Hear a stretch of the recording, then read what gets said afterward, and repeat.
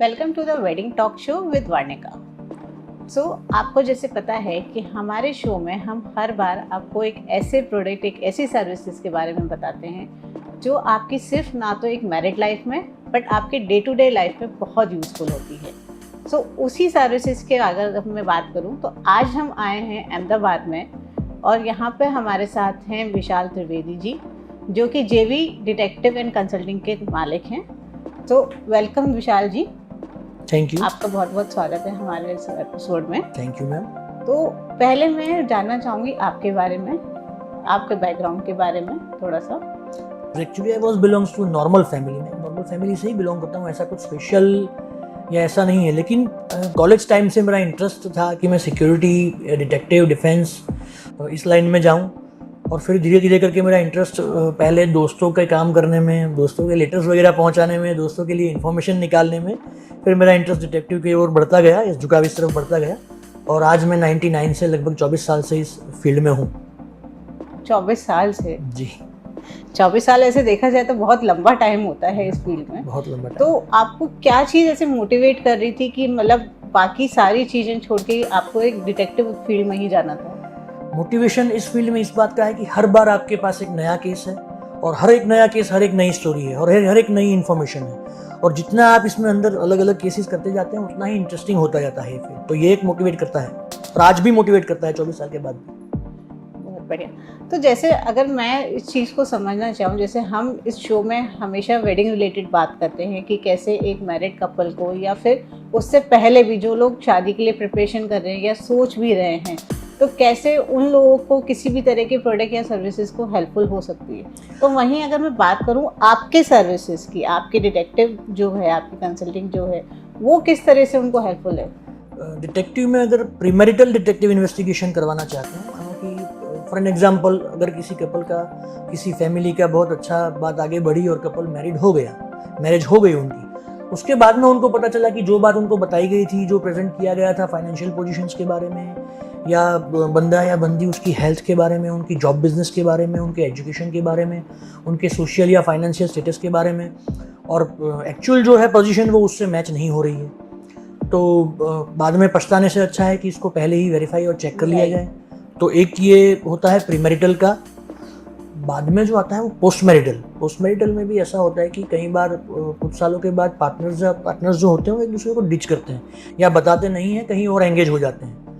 और पार्टनर को उनके बिहेवियर, क्योंकि पार्टनर जो होता है वो 24 घंटे आपके साथ रहने वाली व्यक्ति है, तो उसको ये पता रखता है कि भाई मेरे पार्टनर के बिहेवियर में कुछ चेंज है, तो उस टाइम पे भी ये पोस्ट या एक्स्ट्रा मैरिटल अफेयर के रिलेटेड चेकअप जो होता है वो करवा लेते हैं, तो वो करवाना बेटर रहता है। तो इस तरह से दोनों टाइप, या मैरिज से पहले, बिफोर मैरिज और आफ्टर मैरिज, दोनों टाइप से हम डिटेक्टिव की सर्विस आप अवेल कर सकते हैं और इसको यूटिलाइज कर सकते हैं। तो अगर मैं बात करूं कि अगर हमें जैसे सर्विसेज अवेल भी करनी है, तो अगर आप जैसे बोल रहे हैं कि जो पहले अगर फैमिली के बारे में पता करना चाहते हैं, जो ब्राइड और ग्रूम के बारे में पता करना चाहते हैं, तो उसमें हम क्या क्या चीज़ों को मेजर करते हैं? सबसे पहले जो होता है उनकी पर्सनल, क्योंकि अगर प्रेजेंटली मैरिज नहीं हुए हैं और किसी और के साथ में एंगेज हैं तो बाद में भी खुश नहीं रखेंगे, खुद भी नहीं रहेंगे और अपने पार्टनर को भी नहीं कर पाएंगे जी, क्योंकि उनका मन कहीं और होगा। तो सबसे पहले ये उनका पर्सनल होता है। दूसरा जो होता है उनके फैमिली बिहेवियर, नेचर, मतलब घर के बंदे कैसे हैं, क्योंकि अमूमन रूटीन सिस्टम ये है कि दो फैमिली मिलते हैं तो अपनी ब्राइट साइड दिखाते हैं, पॉजिटिव साइड दिखाते हैं और डार्क साइड जो है वो हाइड करते हैं। राइट। लेकिन हमारे यहाँ इन्वेस्टिगेशन में वो सारा क्लियर हो जाता है। ओके। तो जैसे अगर हम बात करें कि कई बार हमने बहुत सारे ऐसे केसेस देखे हैं जो मैट्रिमोनियल साइट के थ्रू मिलते हैं, तो उसमें कई बार क्या होता है कि हम बहुत ज़्यादा फेक उनको अपनी इनकम बताते हैं, फेक प्रोफाइल्स बताते हैं, तो उस केस में हम उनको कैसे वेरीफाई करेंगे? उस केस में जो प्रोफाइल बताया हुआ है या जिस कंपनी, हॉस्पिटल या जिस फर्म में उन्होंने अपनी जॉब या अपना कंपनी, अपनी खुद की ओनरशिप दिखाई हुई होती है, हम उस लोकेशन पे, उस एड्रेस पे, उस फर्म में बिना उनके ध्यान में आए, बिना उनको पता चले उनकी इन्वेस्टिगेशन करते हैं। एजुकेशन इंस्टीट्यूट में भी हम लोग चेक करते हैं कि उन्होंने जो डेटा दिया है कि मैं इतना पढ़ा हूँ या मैंने ये एजुकेशन ली है, ये सही में ली है कि नहीं है, वो भी हम लोग वेरीफाई करते हैं। ओके। सो अगर हमें किसी की इनकम वेरिफिकेशन करने है, कुछ करना है, तो हमारे पास प्रॉपर ऑथेंटिसिटी है उस चीज़ को करने की? नहीं, किसी की इनकम वेरीफाई उसकी लाइफस्टाइल और उसकी कंपनी की सैलरी स्लिप से होती है। ओके। और कोई चीज़ नहीं है जो उसको ऑथेंटिकेट कर पाए। कोई बंदा कितना कमाता है, अगर कोई बोल रहा है कि मैं 20,000 कमा रहा हूँ लेकिन वो मर्सिडीज में घूम रहा है, राइट, तो ये उसकी बातें मैच नहीं हो रही। या तो कोई बंदा फेक प्रोफाइल में लिख रहा है कि मैं 1.5 लाख मेरी सैलरी है, और वो हमेशा स्कूटी लेके दिखता है या स्कूटर लेके दिखता है, तो उसकी बातें और उसकी सैलरी मैच नहीं हो रही है। ओके, वो जहाँ जॉब करता है, हम लोग जैसे मैंने कहा कि प्रोफाइल में जो दिखा है वहाँ करते हैं या कहीं और करते हैं, तो उनको शैडो करके उनकी एक्चुअल कंपनी, उनकी एक्चुअल जॉब या बिजनेस के बारे में भी पता लग सकता है, और वहाँ पे उनकी सैलरी क्या है वो कंपनी के थ्रू पता लग सकता है। ओके। तो हम किस तरीके से अगर बात करना चाहें, कोई भी ऐसा इंसान जिसको लगता है कि हाँ मुझे अपने पार्टनर के बारे में पता करना है कि वो कैसा है, क्या है, शादी से पहले भी या शादी के बाद भी अगर हम बात करें, तो वो किस तरीके से आपसे जुड़ के आपसे करवा सकते हैं? अब इस टाइम में आपके पास सबसे बड़ा हथियार ये है, आप गूगल में सर्च करें और जो बेटर आपके सिटी के लिए, आपको जो बेटर एजेंसी लगे, जो प्रॉपर रजिस्टर्ड हो, उसके रिव्यूज़ रेटिंग पढ़ लें, और आपको लगे कि नहीं, और एक बार पर्सनली उनके ऑफिस के एड्रेस पे मिल लें, क्योंकि कई बार ऐसा होता है कि ऑफिस का एड्रेस होता नहीं है और लोग फिर चीट भी करते हैं जी। तो सब जगह सभी बिजनेस में ऐसा होता है कि चीटर्स होते हैं, वैसे हमारे बिजनेस में भी है। तो ये नेट पे चेक करके आपके सिटी के अनुसार और आपके केस के अनुसार आपके सबसे ज़्यादा फेवरेबल बंदा या एजेंसी कौन सी है जी, इसके साथ आप अटैच करके आगे बढ़ सकते हैं। नंबर्स वगैरह सोशल मीडिया पे सबके होते हैं, उस पर हम चेक कर सकते हैं।